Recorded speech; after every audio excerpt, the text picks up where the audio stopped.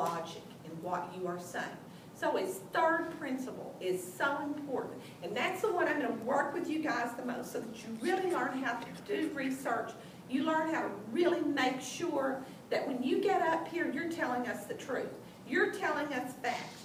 Are there a lot of facts out there? Are they all right? No. Yes. I can find whatever I want to. I can prove to you without a doubt that a certain drug won't hurt you at all. I can prove that without a doubt. I can show you all these experts that say that. But I can turn right around and show you the same type of proof on the other side that says how horrible they are. So we can prove what we want to with fact. Could I, let's say for example, could I take a survey of the people in this classroom and then put out a report and say, no students in Lindale High School use drugs. A survey was conducted and not one person in the school used drugs. No. I could say that, couldn't I? Because not one of you had said you used drugs. So I had a survey, but was my survey a valid survey? No. It wasn't a valid survey, okay? So again, I may be able to prove something, but is the research valid? So that's why you want to make sure you begin to think about it. We stay away from Wikipedia, totally. We never use Wikipedia. Now, I'm going to tell you, it is okay, I use Wikipedia. I just told you, you never use Wikipedia. I use Wikipedia, but I use it just as a basis of getting some information. Then I go down to the bottom, and at the very bottom, it has all the original sources. I then go to those original sources, and I make sure what's on Wikipedia is what the original source said. So that's what you would want to do. If you're going to use a source, try to see who wrote this thing. I mean, if I'm working for the tobacco industry and I tell you that cigarettes don't hurt you at all, do you think I may have some ethical problems with being able to have valid research there? Because I'm being paid by that organization. So again, that's one of the things that you want to think about. Okay, so who's the father of public education? Aristotle. And what is his philosophy of a good speaker? A good man speaks well. And what are his three principles? Ethos, pathos, logos. Logos. All right. Now, let's talk about there are 6 essentials before you ever get up here to give a speech. There are 6 essentials to giving a good speech. Now, I need to see something visually, so I could not come up with a great acronym, but it's just SADAG-MP. SADAG-MP. It's what the 6 essentials of good speech preparation are, okay? SADAG-MP. And that's the way I've made myself memorize it, and all these years I have kept it, and I think you'll be able to too. Just the 6 essentials of good speech preparation are SADAG-MP. Now let's look at what the first one is under this. The first one is to select and narrow your subject, the S. Select and narrow your subject. When you are speaking in front of an audience, it is so essential that you have thought through what you're going to speak on. You're going to find in this class, I'm never going to give you a subject. That's not my job. My job is to create in you a desire to find your own outlets, to find your own interests, and then to expand on your interest and what you find enjoyable. For example, Jason, I watched a little video on hunting. I almost sent it to you, but we're not on Facebook together, so I couldn't.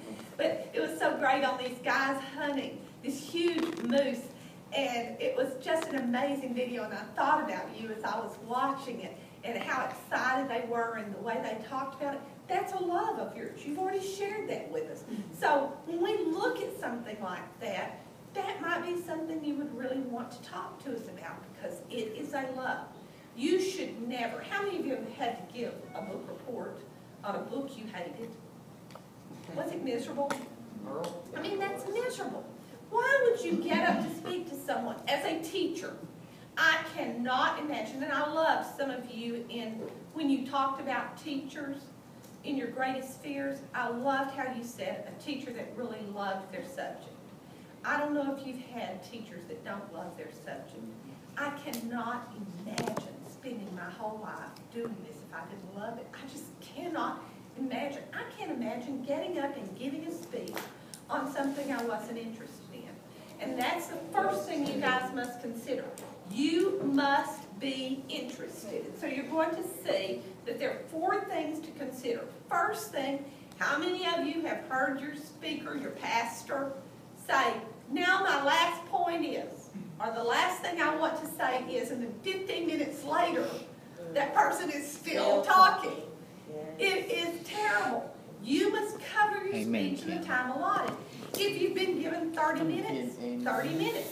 If you've been given 10 minutes, 10 minutes. If you've been given 5 minutes, 5 minutes. Now, I'm going to tell you, when you guys first start, 4 minutes is going to seem like a lifetime up here. But after a while, at the end of the semester, you're going to say, I can't do it in that little bit of time. And you're going to be surprised at how much you're going to see that you can do this, but you want to cover it in the time allotted. The second thing you want to do is make sure it's interesting to you. If it's not interesting to you, it's not going to come across as interesting to us. That's why in high school, and I do not think the teachers in Lindale are this way. I really do not. I could be wrong, but at least the coaches that I have seen teaching history really teach history. And so I've always enjoyed watching some of the coaches here teaching history. I can remember when Mr. Holder was a coach here, and we happened to share an area in the library my first couple of years here. And I would have to make myself teach because I was so interested in what he was teaching on his side of the room. I wanted to listen to it all. But when I was in high school, I thought I hated history. I truly thought I hated history because the days were so boring and my classes were so boring. When I went to college, and I had some real professors that loved history. Oh my goodness, I realized I had always loved history. I had read every historical novel in my little library at our home school. And I didn't think about it as being history, but it was. So it should be something that's interesting to you. If it's interesting to you, then other people are going to sense that. But here's a big problem. It may be the most interesting thing in the world to you, but it also has to be interesting to us as an audience. I've always shared this. If there's one thing I love to talk about, it's my grandchildren. I could talk to you all day long about my grandchildren. But most 17 and 18-year-olds are not the least bit interested in my 5-year-old grandson. I mean, you'll politely nod a little bit, but you're thinking, oh my goodness, what is this? We're supposed to be having class here. And so that is not something, I may be very interested in it. I've got to think about you as an audience. For example, Megan may be very interested in putting on makeup. She's got such beautiful skin and she's such a beautiful young woman. That may be something she's really good at. But I can assure you most of the other people in here are not very interested in putting on makeup, okay? So even though it's interesting to her, it's not going to be interesting to us. So she's going to need to choose topics that are interesting to her, but she's got to consider us also. And then this is the last one.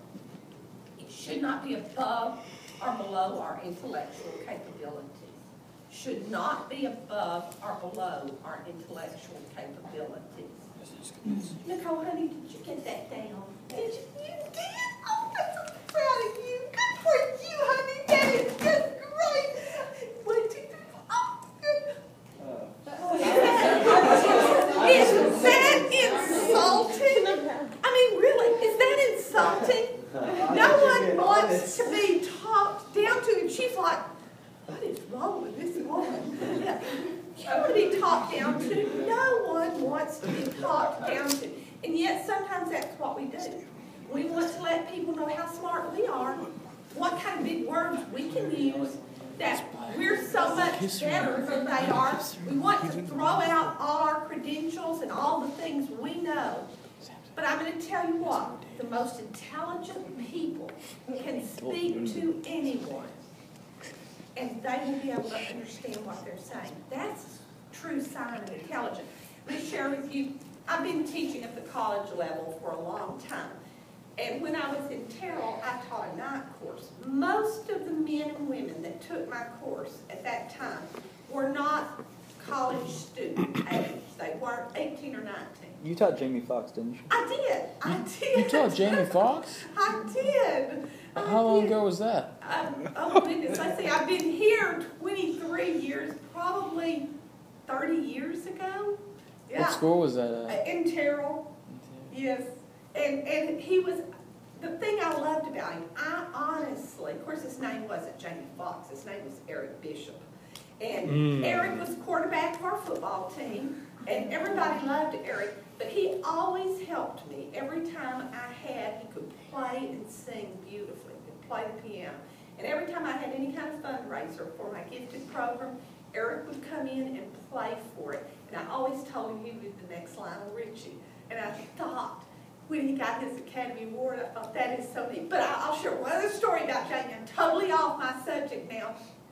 But I was with Miranda Lambert, and Miranda's hairdresser was doing her hair, and the hairdresser said, well, how does it feel to have someone famous that you know? And I said, it's really nice. And Miranda said, oh, well, she knows Jamie Foxx, too.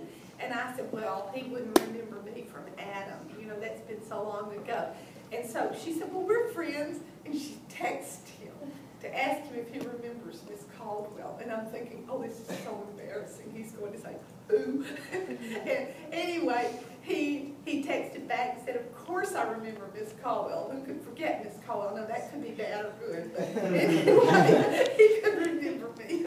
But I thought that was pretty neat. But yes, I did get to teach him, and so that was a fun thing. But when you are actually speaking, you want to make sure you're not above or below their intellectual capabilities. In that school, I was teaching at what's Trinity Valley Community College now. And this class, they were almost all business people, men and women who were out in the community, older, but they began to see they needed to be able to speak well, because that's why you're required to take this class. Because at any level of your business world, you're going to have to be able to speak to people. It's so important that you can do that. But I just want to share with you what they did. Because I thought it was kind of, I had said, you're going to do a demonstration speech. And you guys are going to be doing a demonstration speech. And one of the women, now I've already told you the makeup of the audience. There were probably 2 people in there that were 19 or 20 years old. Everyone else was probably in their 40s, 30s, 40s, owned businesses or were high in their businesses. And this woman got up in the classroom and she said, today I'm going to teach you how to multiply 2-digit numbers. Now first let me explain what a 2-digit number is. This is a 2-digit number. And now I'm going to show you another 2-digit number, and I'm going to add I'm going to multiply them. And so we're going to put the, what do you think the audience was doing? Laughing? Oh my goodness, they weren't laughing. They weren't, because I've taught you can't laugh at someone no matter what they're doing up here. That's one of our first rules. You can't laugh at the person. But they were like, this can't be real. She can't really be doing this. And I was like, she can't really be doing this. But that's what she was doing. And so I want you to understand, going below someone's intellectual capability, let's say in this class you said, okay, I'm going to show you how to make a peanut butter and jelly sandwich. That's fun. A little bit below our intellectual capability, okay? So you've got to make sure that you are there. Last thing we're going to talk about today is going to be the D, and that is determine the purpose. So we've got SADAG MP, and the D on this is determine your purpose. Now, I've made it like a pie. Again, I need acronyms to help me. So, under determine your purpose, there are 3 specific purposes that you could have in giving a speech. The first one, the P, is to persuade someone. And when we actually start giving persuasive speeches, I'll give you